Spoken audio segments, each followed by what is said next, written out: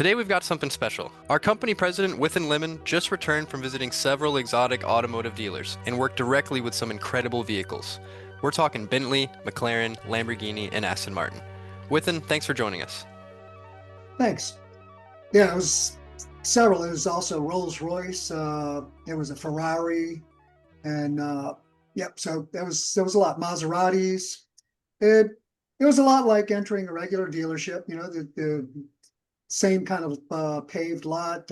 Used cars in one section. They had some Cadillacs and even a Dodge Ram on the used car lot, and then you just walk into the regular glass showroom.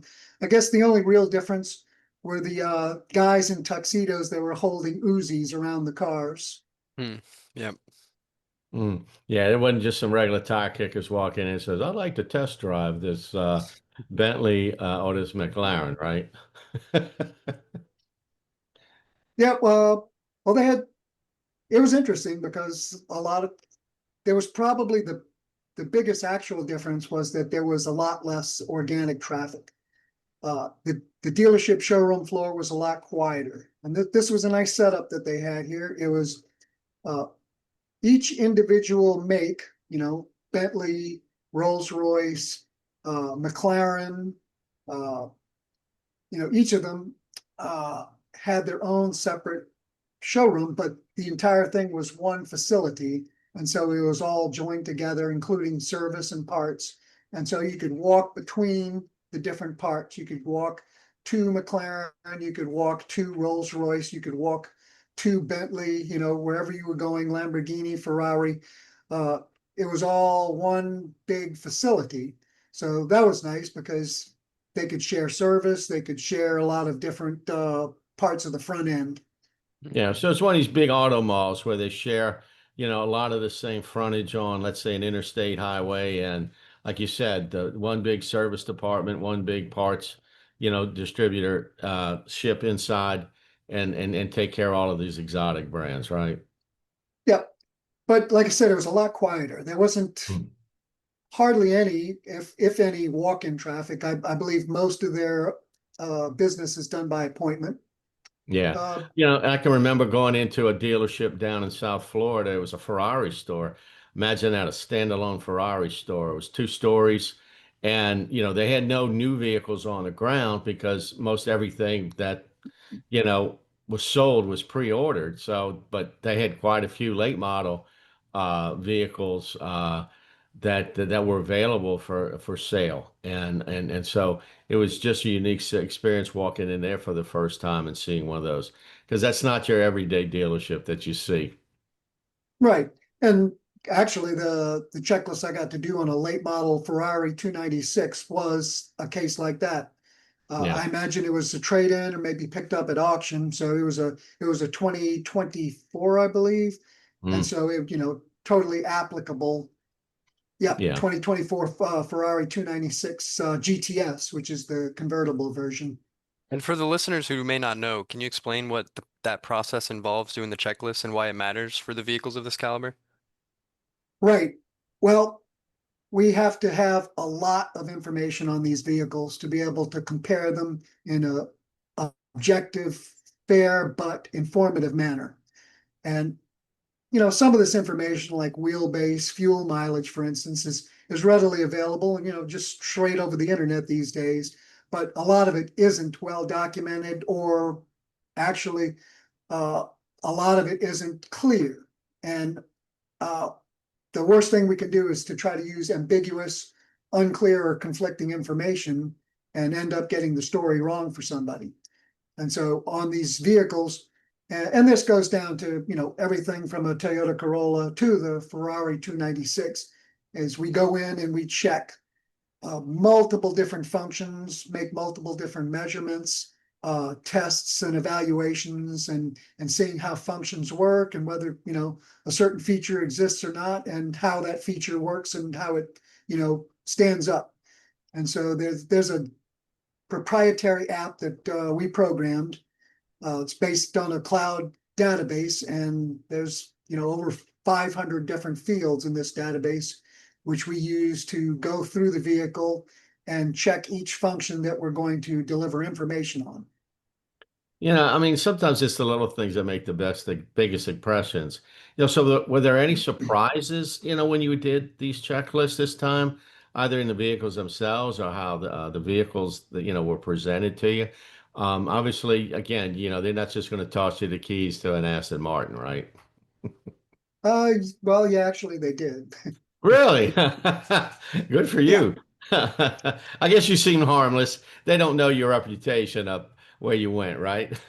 yeah. Well, actually, the personnel from the dealership did check with us very succinctly that I was not going to be driving them. And it was, and Okay. in fact, I told them I do not want the responsibility of driving any of these cars.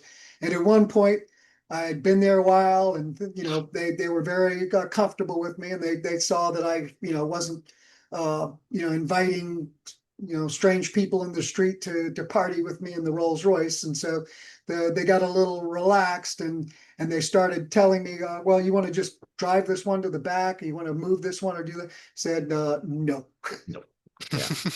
Yeah. Yeah. Yeah. You don't That's a want that trick. liability. Exactly. Exactly. Yes, that's You a know, trick. Exactly. So, I mean, you had some incredible vehicles, from, some of the data you sent back to us, Bentley Bentayga, McLaren 750S, Bentley Continental GT, Lamborghini, well, Revuelto, and Revuelto. the Martin Vanquish, Yeah, you have to imagine, I guess Ricardo Montalban, yeah, Revuelto.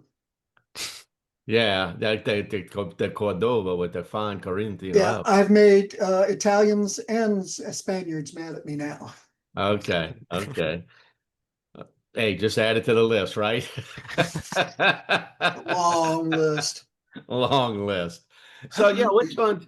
So yeah, get back. Were there any surprises? I mean, and There were a again, few. yeah, some of the stuff we get, like you said, it's third party. But when you go and you put your hands on these things, was there something, anything dramatic that just, wait, this isn't what we were led to believe? I was in the Rolls-Royce Spectre, and well, there was an issue with it, first of all, and it was a 2024, so I don't know the exact history, and it it has those reverse opening doors. They used Doors, you mean? to, now the podcast has been canceled. Oh well. Walter, What are they you called? need to bleep that out. They are traditionally called doors. They Oh It's a yeah, they nick, yeah. it's a open they nickname. open up this way instead of this way. No, yeah, I will bleep that out. I don't think YouTube Yeah. lets you say that. The idea being in the old days when cars had a tiny little latch or whatever, that if the door hit a bump, if the car hit a bump and the door latch popped, the wind would catch the door, and if you Hmm. tried to grab it to close it again, the wind would suck the door and you out with it. Yeah. But of But the other course, side of the coin was you opened it blindly, whereas the traditional door, when you open it up, you're looking over your shoulder, okay, for the oncoming traffic if there's any, or the traffic coming from behind you. In a yeah, suicide door, you're opening it up, you don't know whether there's somebody right there, hell, on a bike that could come and slam the door on you and cause and an injury. So and that's it why they does call bring them up suicide doors.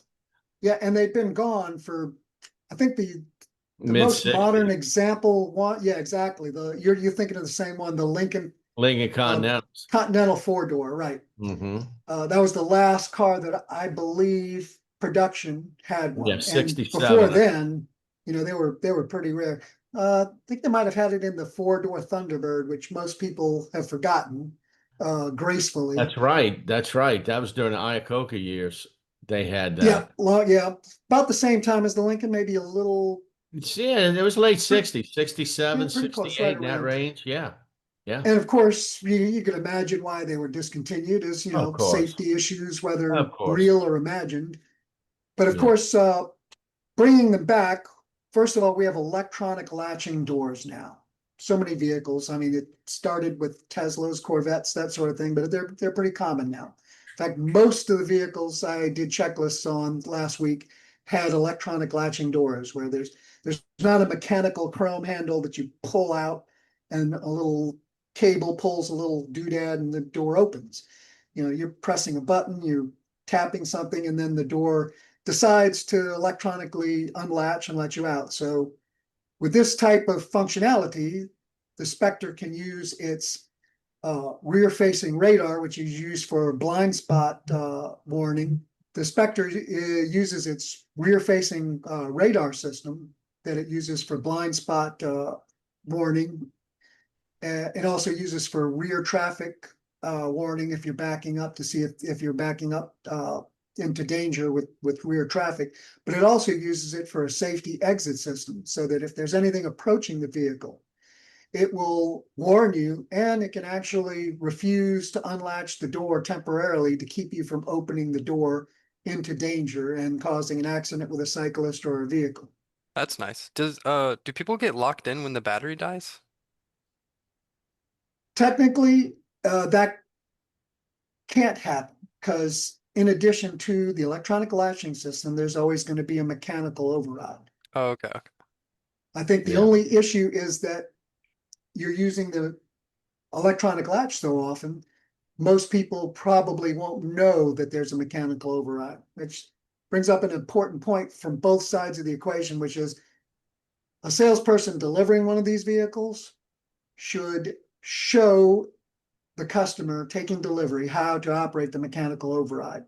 You know, whether this is a Kia, a Corvette, or, you know, a Rolls-Royce Spectre, the customer needs to be shown and emphasize the mechanical override's importance. And so technically you can't be, but there have been cases where people didn't know where that override was or how to operate it. Okay. Yeah, I know on my wife's vehicle on her Envision, if the battery goes out on the key fob to open it up, there's an apparatus that you have to pop open on the door handle on the driver only, and you disassemble literally the key fob and you insert it into there, and it'll unlock it for you. It's Like a still a little. mechanical key, right? Correct, correct. And she's like, "Well, what happens if my battery on my remote goes out?" I said, "Well, you're in trouble." I said, "You could always start the car with your phone, with your Buick app, but we need to really look about getting that battery remote, taken care of." When you Well, were talking, actually, there's a way to start it as well. So, like you said, okay, this is very common on all of these. I don't think there's probably any exceptions.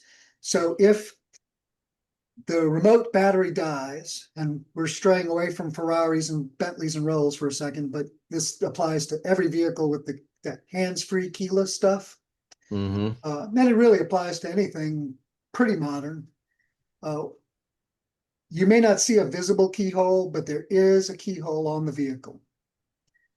Sometimes it's way at the bottom of the base of the door behind a little piece that you have to pull off. In most cases, like on your Buick Envision, it's a little piece of the door handle, the plastic piece at the edge, and you pull it off and there's the keyhole.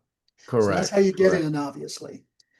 Uh, then to start the vehicle, and this differs, either you hold the dead remote up to the start key and press it with the start key, with the remote, and it can send enough of a check to the little key, even if it's dead, to say, oh, it's here. Or sometimes you place it in a cup holder, or you place it in some other uh, specified location. And this is where you have to be familiar with your owner's manual to know what the specified location is to place that dead remote so that you can still start the car to drive to the dealership to get the battery replaced. Or I guess, well, you can't drive to Radio Shack to get the battery in your remote replaced anymore. No, but you make a great point about the salesperson's responsibility to inform the driver and the owner of the vehicle that, these are some of the safeties that are built in, but here's some of the, in the case of an emergency, here's how these systems work. Because they are pretty much, embedded.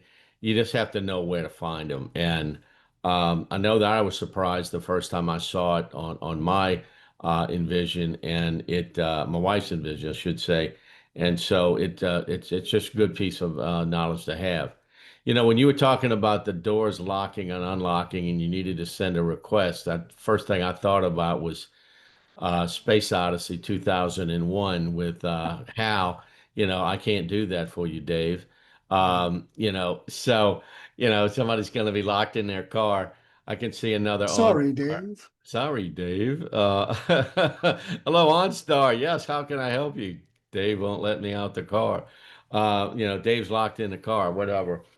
But obviously it was a good experience being able to get your hands on these vehicles. It's not something we have access to on a day-to-day basis. So, you know, one of these things, they all have their own unique DNA. I mean, Bentley's, got that refined elegance, like Rolls-Royce, of course. And then you've got Lamborghini and Ferrari and things like that. So, yep, you got one right there behind you there, There's one Walter. right there. Excuse me. Here I am thinking it's not a daily driver, and here you got one back behind Yeah. you. I stand corrected. Thanks for watching. If you liked the video, hit the like button, subscribe for more, and drop a comment below. We'd love to hear from you and it really helps out.